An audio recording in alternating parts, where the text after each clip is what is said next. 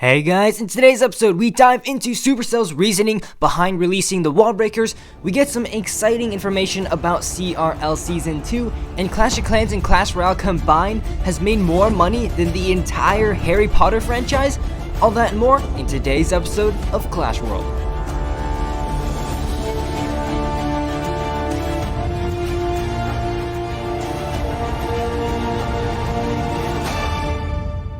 Hey guys, Legendaray here, and welcome back to another episode of Clash World. In this weekly show, we take a look at the most recent announcements from the Clash Royale team, the hottest topics in CR eSports, as well as what's going on in the community.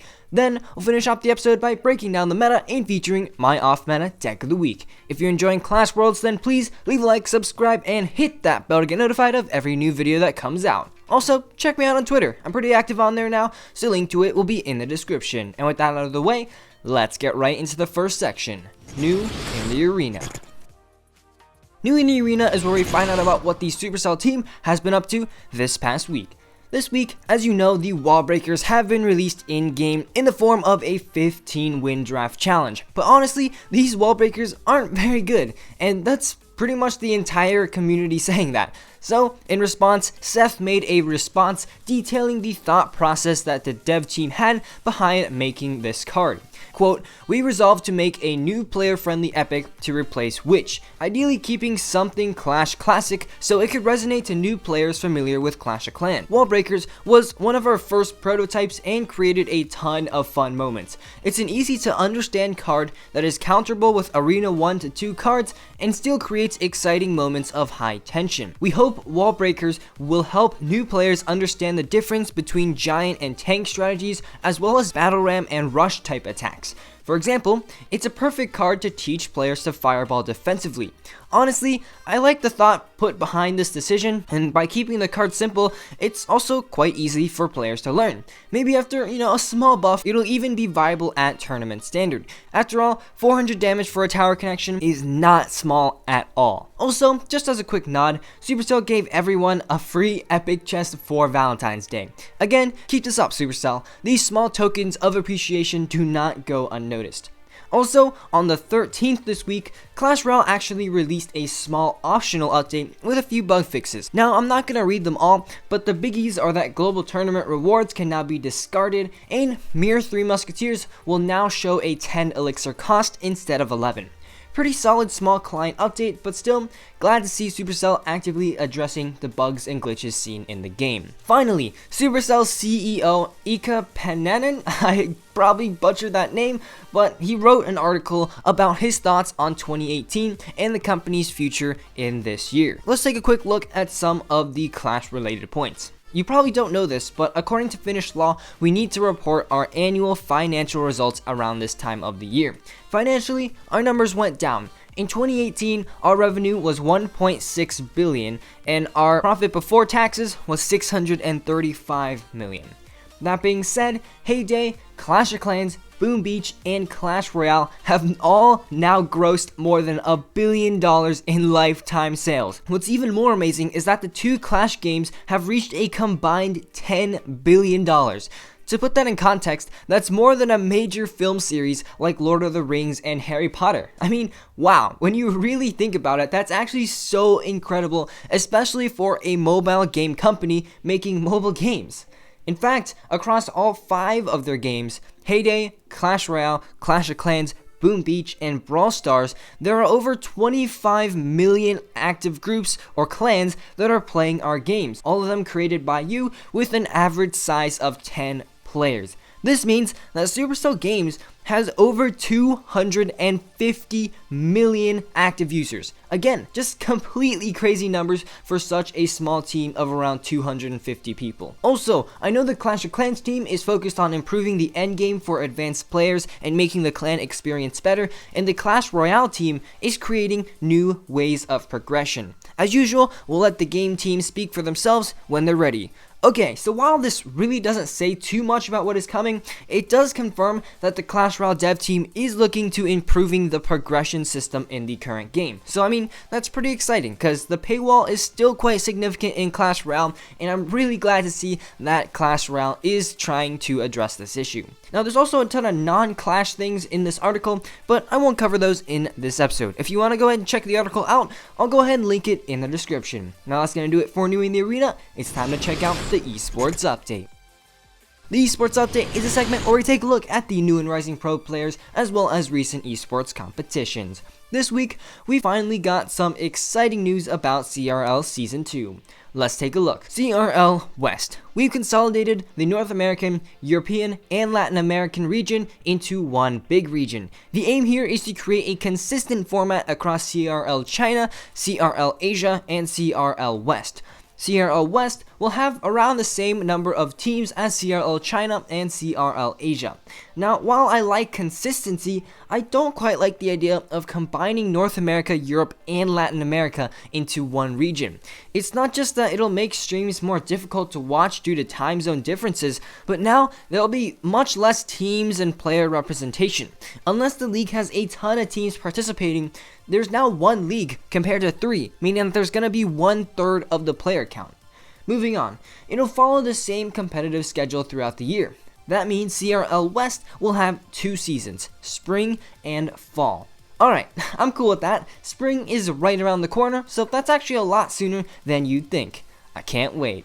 Now that we're caught up with the most recent esports news, let's check out the rising rumors. First things first, Gem Rush. We want a gem rush. Honestly, Supercell doesn't do gem rushes enough. I think they should be every 4 seasons, so that's about once every 3 months, which is still quite a rare occurrence, but still it's better than what it is right now. I think it's good for the Clash team to at least release gem rushes on some sort of schedule.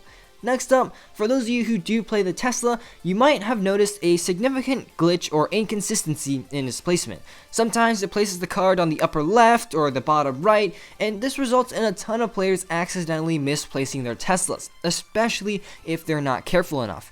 Now, recently, on Reddit, the problem has been identified. A true red, true blue problem. If you're true blue, the Tesla is placed on the upper left corner. And if you're true red, that means you place the Tesla based off of your bottom right corner. Hopefully, this is something that the Supercell team addresses soon. True red, true blue is an issue that Supercell has been dealing with for like the past 2 or 3 years. And at least now that we know what the problem is, it shouldn't be too hard to fix. Now that we've covered the trending topics in the community, let's go ahead and break down the meta. This week's meta hasn't changed that much from last week. The majority of the meta decks are still Lava Hound Control, P.E.K.K.A. Control, and Royal Giant. However, recently we've also seen a resurgence in the usage of the Ram Rider. With all the tanks and balloons running around in this meta, the Ram Rider's 2-second snare actually can be so useful. Plus, that charge damage is so nice when she connects with the tower. Musketeer is still everywhere, and some people are literally just running the Musketeer instead of 3 Musketeers in 3 Musketeer decks. Hopefully they do something for these ladies in the next balance, because they literally aren't being used. So that's the current meta for you guys, and now let's check out the off-meta deck of the week. That's right, in each Clash World episode, we're going to be featuring one off-meta deck that works in the current meta. This week, we have a deck submitted to my Twitter by Random Awesomeness, and it's a Mega Knight control deck. As you can see, while all the units in the deck are relatively expensive, they are all super versatile units. This means that as long as you play your units more passively and slow during single elixir time, you will be able to absolutely dominate during double elixir. All the cards cover pretty much any deck. One issue I could see is with Graveyard and Bait, but I'm sure if you're smart with your elixir, you should be just fine. So, without further ado, let's get right into a battle. Alright, so looks like this battle is going to be against a Japanese player from the clan Japan. Oh my god, okay, I totally didn't notice that. Okay, we gotta quickly zap that out. Okay, I was like completely zoned out there, and I completely missed that Goblin Barrel. Okay, that's, definitely not a good start, but okay, at least we've identified that we are against Baits. Anyways here, A bit more of a passive start. Again, he's going to split Goblin Gang in the back. I'll just go with a mini P.E.K.K.A. And yeah, again, we are against bait, meaning that we do have the more expensive or the more beatdown based deck. So you do want to play this deck more like a beatdown deck. So anyways, here, Prince will go right there. Skeleton Army will counter that Goblin Barrel right there. And we'll just go ahead and go with a Lumberjack to take care of that Princess. Let's go ahead and hover a zap for his Goblin Gang. Where is it? There it is. Let's go quickly zap that stuff out. There we go. And look at that. Lumberjack connecting onto the tower, taking it down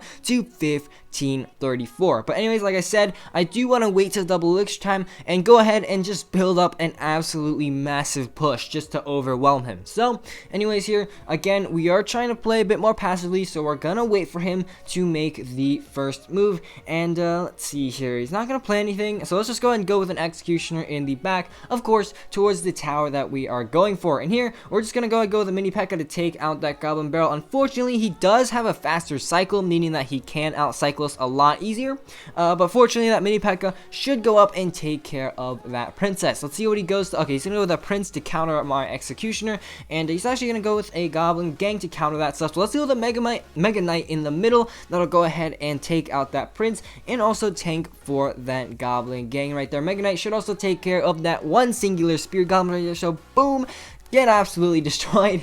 And yeah, heading into elixir time. Okay, it looks like he's going to be running the Prince Rascals variation of bait, so let's go ahead and go with the Prince right there in the back. Get ready for a Skeleton Army. He's probably gonna Goblin Barrel. Yep, there it is. So Skeleton Army right there in the back will absolutely shut down that Goblin Barrel. Here, let's go with an Executioner, taking out the Rascal Girls, and then it's gonna go ahead and turn and take out that Princess. But now that we're in double elixir time, we are going to try and build up a massive push. So let's go with a mini P.E.K.K.A. in the back, and let's actually go with a Lumberjack to defend that. Let's actually go with a Mega Knight, which will jump down onto those two goblins right there from that Goblin Barrel. There we go. Lumberjack's gonna drop his rage. So let's actually just go all in right here. Let's go with the Prince. Prince is gonna get absolutely raged up right there. Mega Knight will take out of the Rascal Girls right there. Let's go with the Executioner right at the bridge. The Prince is gonna get absolutely shredded. He's actually gonna use his log, so let's actually spam a Skeleton Army right at the bridge. There we go. 10 seconds left in this match. We've absolutely overwhelmed him. That tower just got absolutely destroyed. Let's go with a Lumberjack and a Zap to take out his Goblin Barrel, and there we go. Get completely finessed.